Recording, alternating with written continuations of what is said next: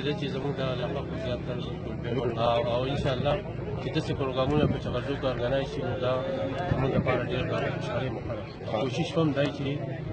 او بلکې خاص طور زموږ د علاقې خلکو ته دا یو ریکوست دی چې څومره میلمانه راځي د هغوی د عزت وکړی شي، هغه دې نه خفه لاړ نه شي. یو خو دا ده چې دلته کې زموږ څومره د امن قایمولو لپاره څومره فورسز دي که هغوی لږ فوکس شي، نو امید دی چې زموږ خلک هم دا یو دغه ده چې دوی خلکو ته موقع ډېرې کمې میلاویږي داسې د میلو،